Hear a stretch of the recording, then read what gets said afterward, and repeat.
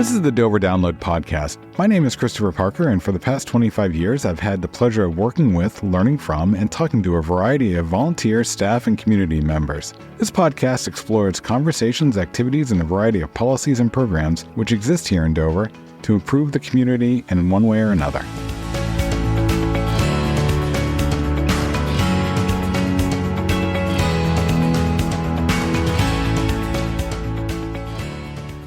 The month of July has come and gone, and with that, a lot of activity at our boards and commissions has occurred, and Brian Early is with me from the Media Services Office to discuss a lot of those items, plus I'll cover some of the land use items. It's great to be here, Chris. Thank you.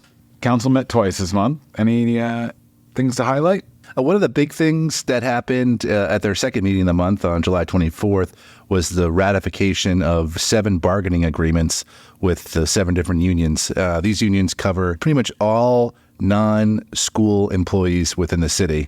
And this is a 3-year agreement that begins at the beginning of the fiscal year, July 1st, and goes till June 30th of 2027. Yeah, this is it's been a big activity over the past 6 months. The negotiations started in October-ish of last year, and that's been a lot of back and forth with the bargaining units and a lot of number crunching on the side of both parties. So it was great to see them all come in at one time. And as the manager said at the meeting, there's a lot of consistency between them, and they're all within the budget that was adopted by the council earlier this year. Earlier in the month, a couple of the bigger things that they discussed was the inspection services building, needing to get some specialty excavation into the site. Chris, what was the need for that specialty excavation? So when this project was envisioned about a year ago, and speaking with Director Storer, we looked at the ability for the city to do some of the excavation work and the site work.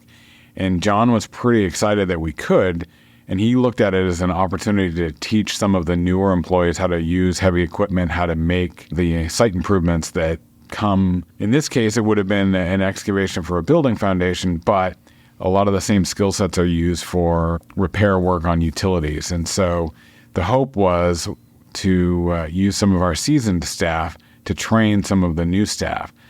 The reality is the seasoned staff continues to retire, and so we didn't have the expertise on hand to do some of that. And as we got into the geotechnical data for the sandy slopes around Mast Road, if you'll recall, it used to be a gravel pit, sand pit in that area. So the stability of the roadway and the stability of the soils came in question. And it really became apparent that in some cases we don't have the equipment. We were going to have to rent the equipment to do the work. And in some cases, we just didn't feel we had the skill sets and the experience to do the work.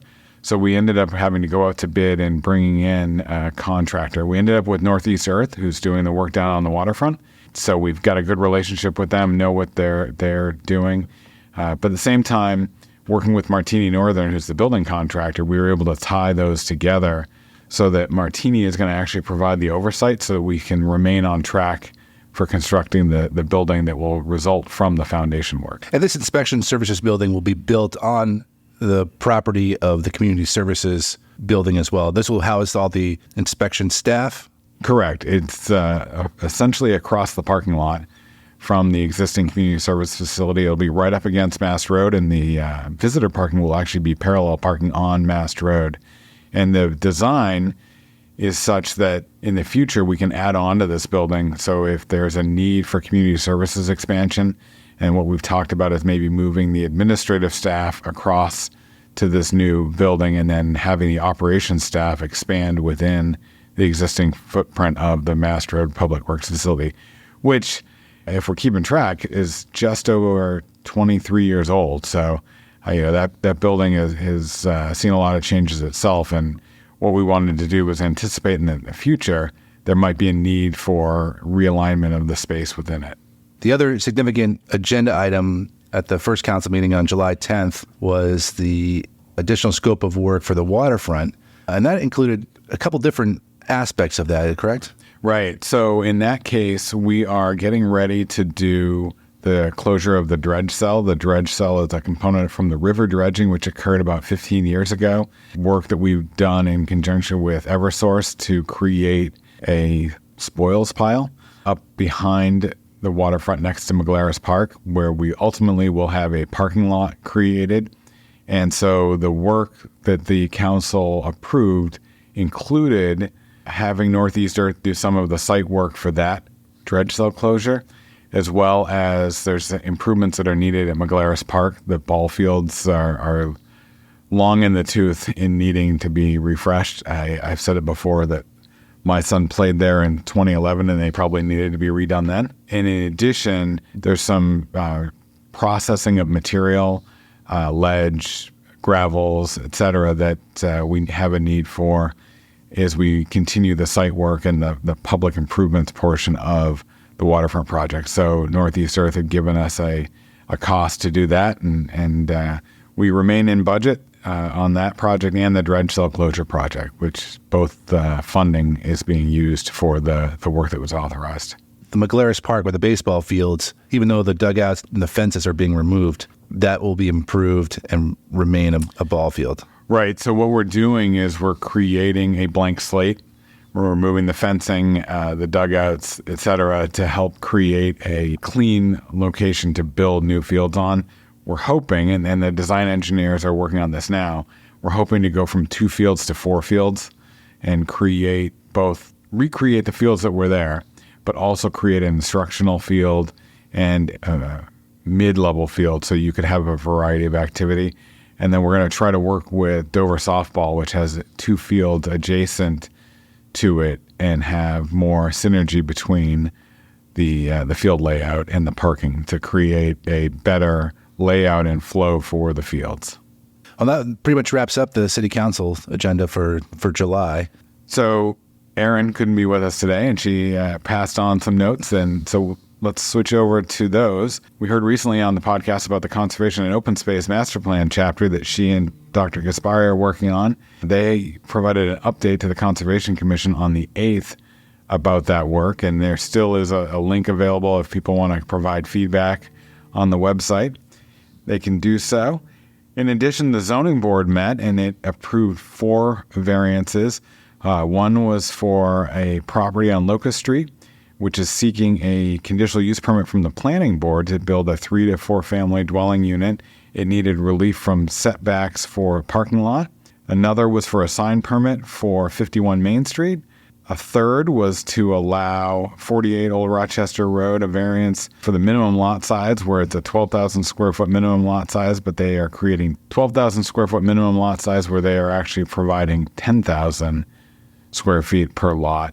This again is up on Old Rochester Road.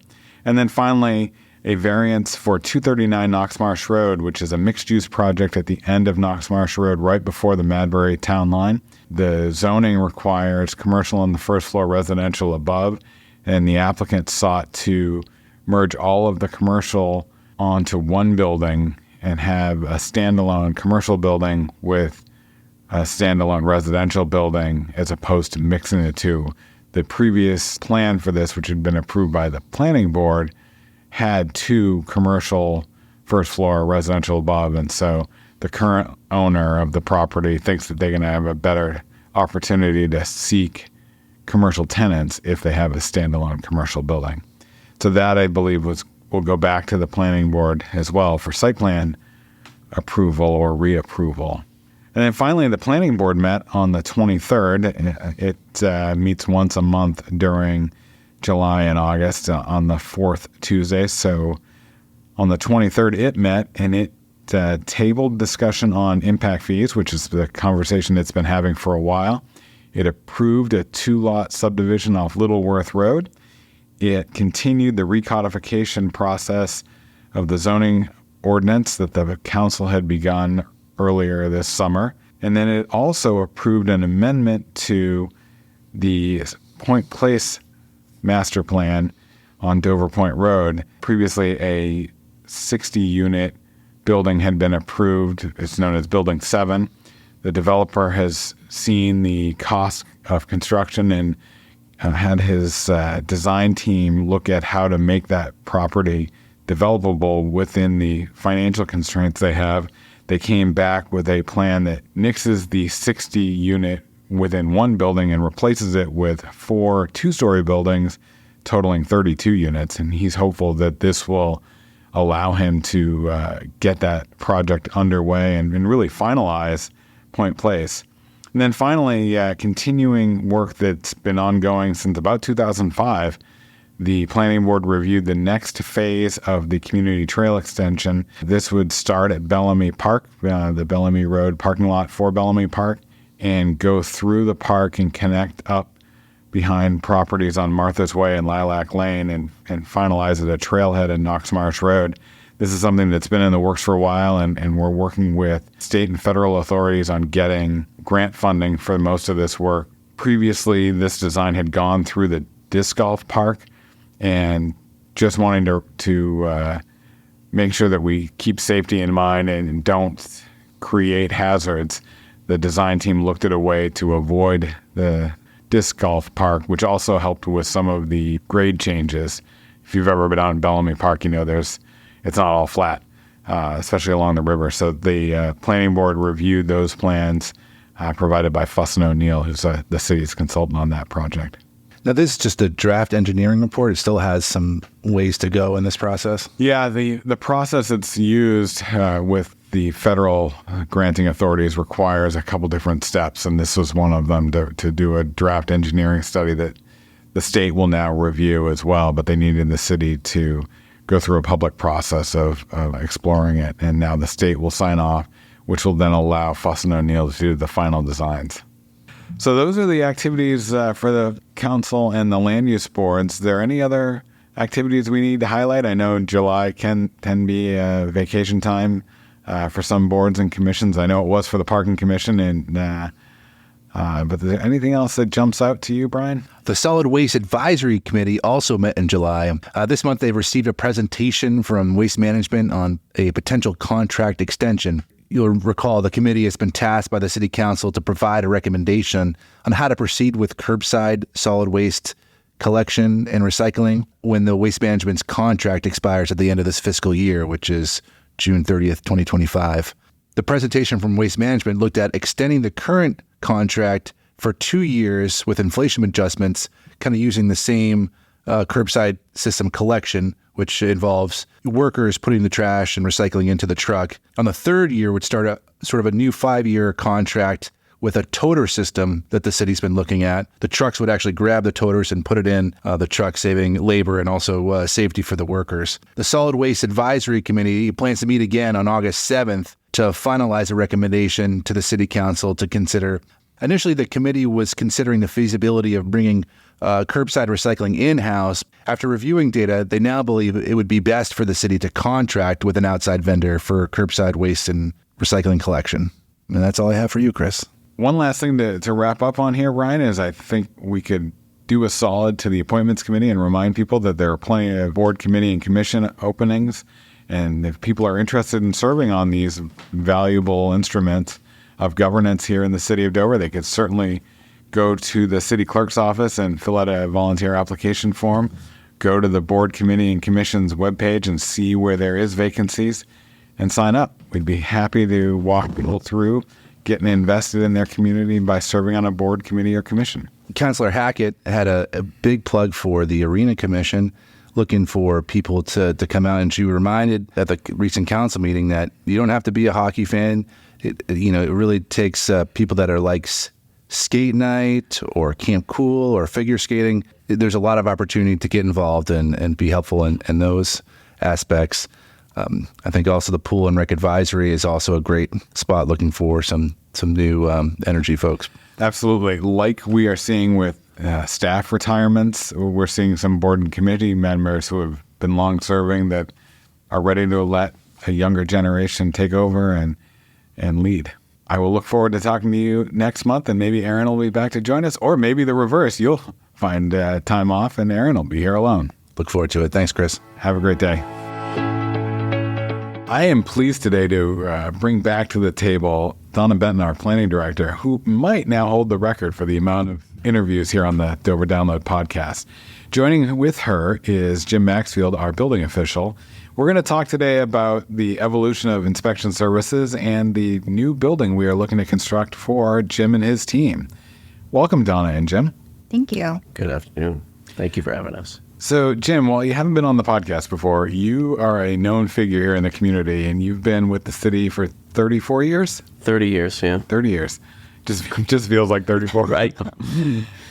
What's your background with the community? Born and raised in Dover, and I started working here in 1994 and still reside here in Dover and with my wife and 2 kids. And so we're pretty connected to the community. They're out of school now, so that's the social part anyway.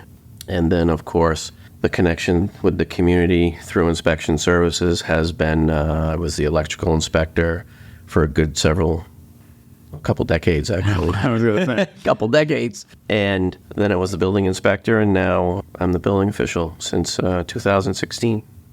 And Donna, that's the title for the lead over that division, right? Correct. So Jim oversees the inspection services division, including the inspectors and their admin staff. And right now, that staff is located in the North End Station, North End Fire Station?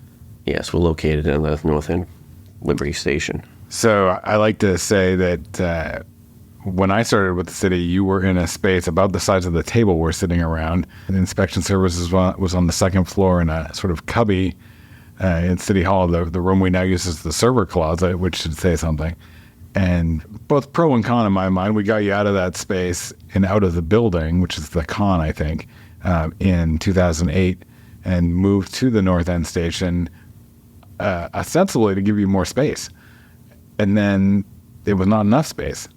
Right. So the space was designed pretty much for the fire department, and on with the expansion of the city and overall growth, the workload, we're actually kind of crowding the fire department within their own building, and as a result of inspection services expanding, we're actually crowding ourselves. It works, but we're looking forward to the new building. I think one of the things, Donna, that most people don't think about when they think about inspection services is the archiving and the need for those plans and copies. That's going to be taking up a lot of the room, I would think. It is. So they've already expanded out beyond what they need for storage capability-wise, similar to City Hall Planning Division, where we need to keep all sorts of records and plans. Certainly, their sets are even thicker when you get to the building design level and the detail needed in those plans, and to keep all of those and then to keep them organized so people can easily find them when someone has a question and wants to review something is certainly something that we now need to address and work on with the new building coming on. I got to think, Jim, that just as the site plans have gone from 2 to 3 sheets to 50 sheets, building plans have had the same evolution, that there's more detail, more information, more requirements for those plans. Yes, and part of the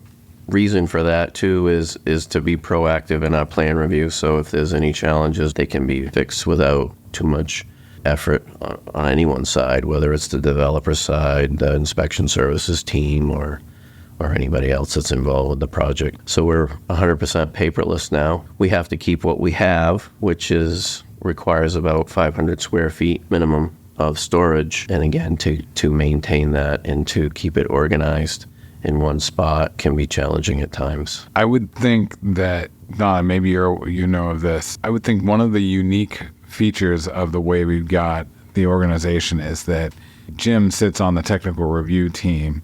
So he's probably getting both site plans and subdivision plans, plus then the resulting building plans. Do you know if that's a common occurrence in other communities? I think so. I think in Dover's process on the way we do things, with the technical review committee being so strong and so detailed early on in the process, it's probably more paper or more electronic files for Jim to be reviewing with his team. So I think other communities probably have it similar, but with our technical review committee being so robust, it's probably even more so. Right, because in other communities, it's more of a, hey, we hope you come together. Here it is, you are coming together. Right. And Jim, I know you and I have talked off and on. It's both a pro and con, because you're seeing things early, so you can give feedback early, thinking ahead to the ultimate building permit. But it also relies on the building owner or the architect to be responsive to your comments at the time, as opposed to waiting. I've heard it both ways. I've heard developers say, well, I don't want to invest in that because the planning board might not approve the project. which I can't imagine the last time someone in Dover didn't get approvals. It might have been a little longer. It might have had some iterative back and forth, but we're not here to deny projects. So to your point, or to the point of inspections, Jim, I would think the earlier they can identify responses to the problems you arise from a code review standpoint, the quicker their building permit process is going to go. Correct.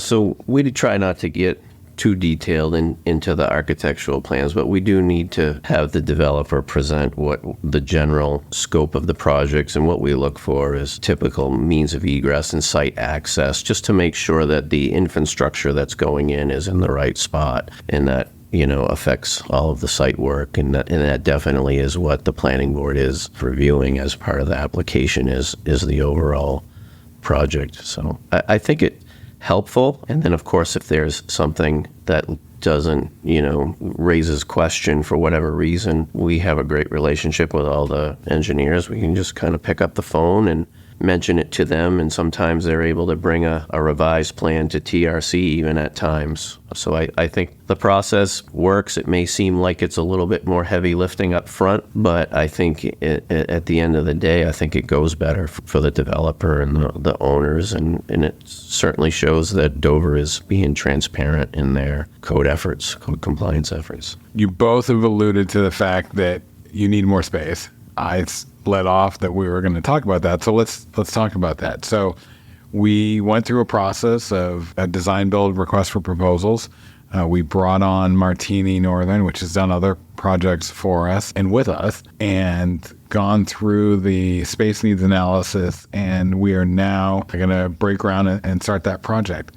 Jim, what's it been like to be on the customer side or the client side of that conversation? It's good, really, right? Because you get a chance to know what you need for space. There's a reality of what can be afforded. And so you also have to take in the life safety components of the structure. And, at some points, there is some value engineering that has to be done. And the team, I guess, when I say we, the team has put together a building that will work for inspection services and allows for some future growth if needed, or when needed, really, is what it comes down to. It's not going to be it's definitely a when. As you and I have experienced, and Donna's experiencing, there's never an end point to that, whether it's archiving, whether it's people need a little bit more space, whether it's an intern crops up. It'd be great if we could get someone into the building trades and inspections through an internship program with inspection services. There's always going to be, hey, why didn't we think about? And, I'm glad we did think about. So the building's going out on Mass Road, which I'll be the first to admit is not the greatest location. But to your point, Jim, about costs were finite. We didn't have a budget to go and buy a piece of land.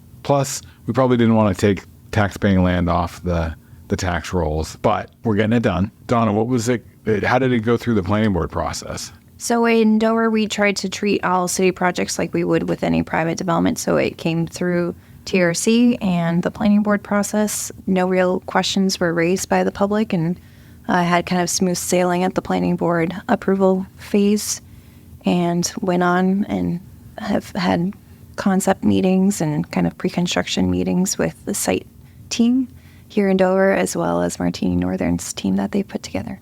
And Jim, the end goal is to get your team in place in the new location. One of the interesting aspects, and I think to Donna's mentioning of the concept meetings, one of the concept shifts was to create a building that can be expanded and to have space, whether it's for CS admin or other utilization. You brought up numerous times through this process that we have no flex, that if when we do renovations on our own building, and one of the ones we're going to be doing soon, which the lack of flex space has jumped out to me, is the library. There's no other place we can have a library on city property. But I think one of the things I really appreciated that you were hammering home on was, wouldn't it be nice if we had a spot that someone could be temporarily relocated to, so that in the future, when we're doing renovations, we don't have to displace people. Donna made me think of when we did the City Hall project and you had people in the hallway. It's because there was nowhere for them to go.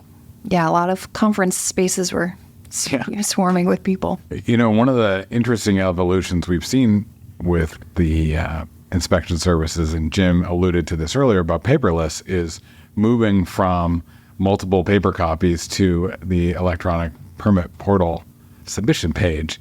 Donna, can you go over what's involved with that? Absolutely. So applicants can now visit permits.dover.nh.gov and can, at any point, day or night, 24 hours a day, submit for whether they're coming for a technical review committee, planning board, their building permits, demo permits, anything with engineering and any kind of inspection. That way they can schedule inspections. And that way also what we like about it and it was designed for is that abutters or neighbors might be curious what's going on around them. And that's a way for them to look up who's doing what and where to find information rather than feeling like the need to call or come in and stop in these city buildings to find out more. They're able to do it from their own home, which has been nice. And Jim, this was not an overnight transition, right? I mean, this took a lot of time and effort to put together. It did. It involved a few people from each department: planning, water, sewer, engineering, of course, inspection services, and some other departments. So we would have all the different components integrated into the software. So our patrons, the city's patrons, not only inspection services, but the city patrons could do electronic filing of their requests, as Donna had mentioned. So for us, it's building permits. We have minor and major permits now, building permits, that is.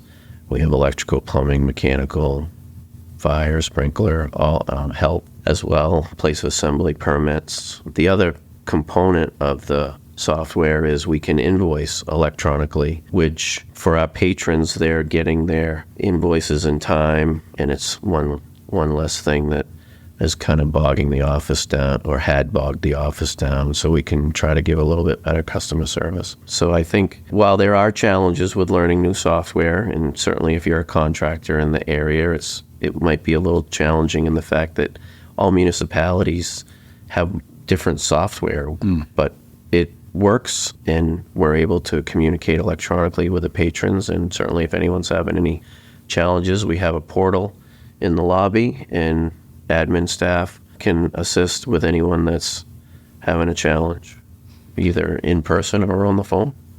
I got to think, too, one of the benefits on the back end is you can see where other people are in the review process.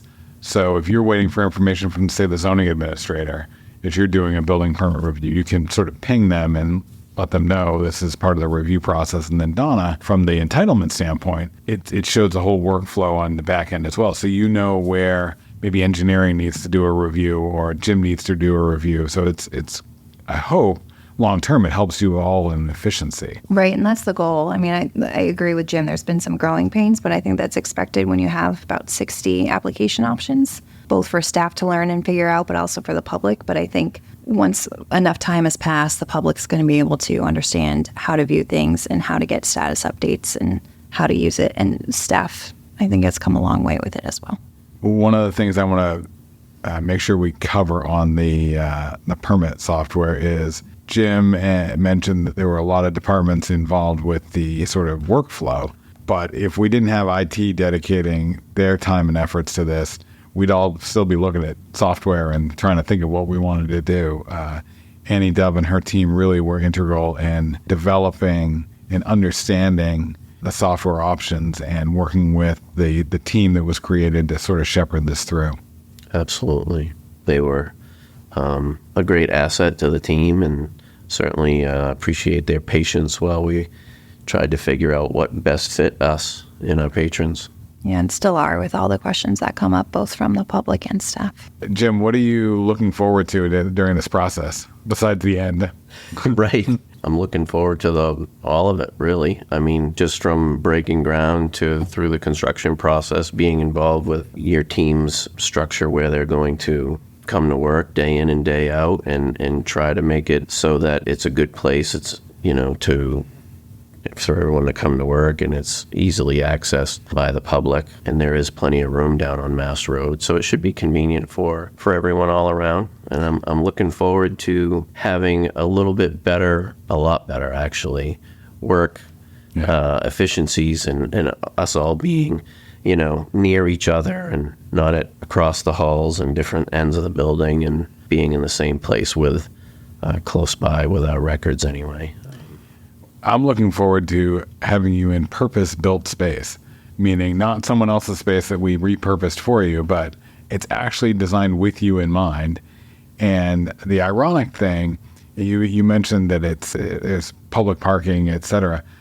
I'll be curious as we continue the evolution to see how much the public interactions are, and knowing that we're going paperless and we've gone to the online permit portal, I've got to think it's going to be more the creative problem-solving people as opposed to the day in, day out people that are coming to visit you. For sure. We've certainly noticed less foot traffic in the office, but the one thing that we do or will have down there is sometimes contractors have large vehicles, and then they may have a trailer, et cetera. It's very challenging for them right now on 6th Street. So this will be able to service those patrons that are in the construction industry, and if they need to come by and see us for whatever reason. But yeah, there's a lot that goes on electronically now, so the foot traffic is definitely reduced. Anything else the listener should know about either the inspection services operation, the organization, or the new building? Just look forward to it coming in 2025, I would say. Well, good. I appreciate you both making time for us today, and I hope you have a great day. Thank you. You as well. Thank you. You too. Thanks for having us. Thanks for listening to the Dover Download this week. If you like what you heard, subscribe through your favorite podcast aggregator. And if you have something you want to hear a topic on, let us know. Finally, this is just one of the many ways we share information about the city of Dover. You can subscribe to the Dover Downloads email newsletter every week or other newsletters that we have by going to the City of Dover homepage, www.dover.nh.gov. Have a great week.